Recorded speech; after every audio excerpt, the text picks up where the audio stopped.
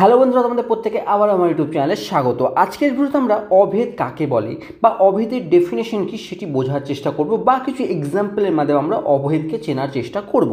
দেখো, অভেদ কি বলছে, যে কোনো দুটি সংখ্যামালার যদি সমান চিহ্নের দুই পাশে থাকে এবং দুই পাশের মান চলের যে মানের জন্য সমান হয় তখন সেটিকে অভেদ বলে। চলের যে কোনো মানের জন্য সমান হয়, এই কথাটি খুব ইম্পর্টেন্ট যে চলের যে কোনো মানের জন্য এর মধ্যেই কিন্তু অনেক কিছু লুকিয়ে আছে।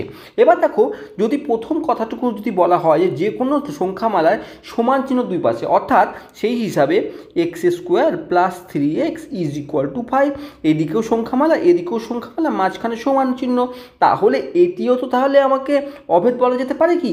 না, যেতে পারে না। তার কারণ কি? তার কারণ হচ্ছে এই যে এক্ষেত্রে চলের যে কোনো মানের জন্য সমান কিন্তু হচ্ছে না। দেখো, এই যে এক্স স্কোয়ার প্লাস 3x, আমরা যদি একটু ভদ্রস্থ a x square plus b x plus c is equal to 0 মানে একটি দ্বিঘাত সমীকরণের আকারে এই সমীকরণটাকে নিয়ে আসি, তাহলে লক্ষ্য করবো এই সমীকরণটি এসে দাঁড়াবে 3x minus 5 is equal to 0। আর আমরা প্রত্যেকেই জানি কোনো একটি দ্বিঘাত সমীকরণ এই এক্সের সর্বাধিক দুইটি মানের জন্য সিদ্ধ হবে। অর্থাৎ এই যে সমীকরণের এক্সের যে শুধুমাত্র মানে ম্যাক্সিমাম দুইটি মানের জন্য কিন্তু এই বাম পক্ষ left hand side is equal two right hand side হবে। এটি কিন্তু আমাকে সমীকরণের একটি বিশেষ ধর্ম। তাহলে অভেদের কি ধর্ম? অভেদের ধর্ম হচ্ছে যে কোনো মানের জন্য। অর্থাৎ আমি কথা বলছি, ধরো আরেকটি সমীকরণ আমি নিচ্ছি যে a plus b whole square is equal to a square plus 2ab plus b square, অথবা আরেকটি আমি সমীকরণ নিচ্ছি যে এক্স প্লাস 2 তার whole square is equal to x square plus 4x plus 4। এখন এই দুটি কিন্তু আমরা ফর্মুলাকে লিখেছি, a plus b whole square ফর্মুলাকে লিখেছি ভিন্ন ভিন্নভাবে। লক্ষ্য করার বিষয় হচ্ছে যে এ এবং বি এর তুমি যদি বাম পক্ষে যে মান নাও, অর্থাৎ আমি বলছি এ ইজ ইকুয়াল টু 1 এবং বি ইজ ইকুয়াল টু যদি 1 নিয়ে থাকো, তার জন্য বাম পক্ষে যে ভ্যালু পাবে ডান পক্ষেও কিন্তু সেম ভ্যালু পাবে। এরকম নয় যে এ এবং বি এর একটি মানের জন্য এটি পসিবল। এ এবং বি এর যত মান, এ বিশ্বের যত মান নিতে পারো তার জন্য কিন্তু left hand side is equal two right hand side হবে।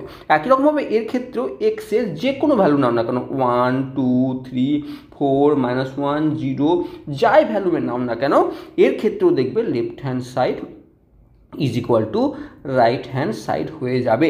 অর্থাৎ কি বললো যে দ্বিতীয় আমাদের ডেফিনেশন, যে দ্বিতীয় পয়েন্টটি চলের যে কোনো মানের জন্য। এখন দেখো, এই সমীকরণটি যেটি আমরা তুলেছিলাম, এই সমীকরণের চলের শুধুমাত্র দুইটি মানের জন্যই left hand side is equal two right hand side হবে।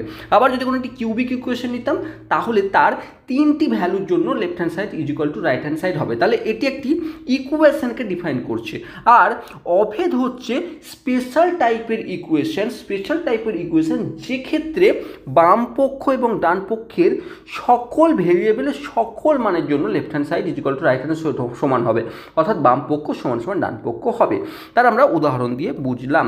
তাহলে এখন এই এক্সাম্পল দিয়ে বুঝে গেছো যে যে কোনো আমাদের বীজগণিতের সূত্র বা ফর্মুলা প্রত্যেকটি কিন্তু, যেমন এ প্লাস বি হোল কিউব বা এ মাইনাস বি তার হোল স্কোয়ার বা এ স্কোয়ার মাইনাস বি স্কোয়ার, এই যা কিছু আমরা ফর্মুলা বীজগণিতে শিখেছি প্রত্যেকটি বাম পক্ষ সমান সমান ডান পক্ষ হবে এ বি এর সকল মানের জন্য, এ বি এর যে কোনো মানের জন্য।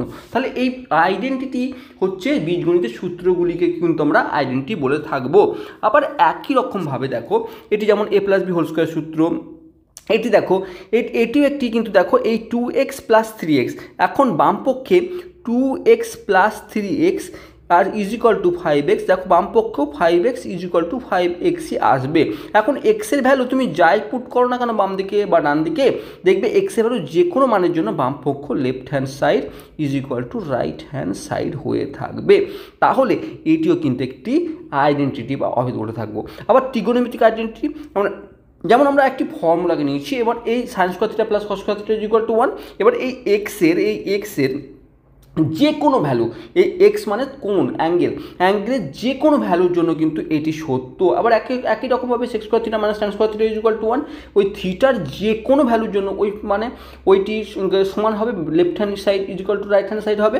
তাহলে আমরা অভেদ সেই টাইপের স্পেশাল টাইপের সমীকরণকে বলে থাকি যার যে কোনো ভেরিয়েবলের যে কোনো মানের জন্য বা থিটা বা এই এক্স বা এই এক্স এবং ওয়াই যে কোনো মানের জন্য কিন্তু বামপক্ষ সমান সমান ডানপক্ষ হয়ে থাকবে। আর সমীকরণের বিশেষত্ব হচ্ছে কয়েকটি নির্দিষ্ট মানের উপর ডিপেন্ড করছে, হয়তো দ্বিঘাত সমীকরণের 2টির জন্য, ত্রিঘাত সমীকরণের 3টি ভ্যালুর জন্য বামপক্ষ সমান সমান ডানপক্ষ হয়ে থাকবে। আশা করছি অভেদ কী বা অভেদ কাকে বলে এই ডেফিনেশনটি বুঝতে নিশ্চয়ই অসুবিধা হয়নি। তো যদি ভিডিওটি ভালো থাকে অবশ্যই চ্যানেলকে সাবস্ক্রাইব করো।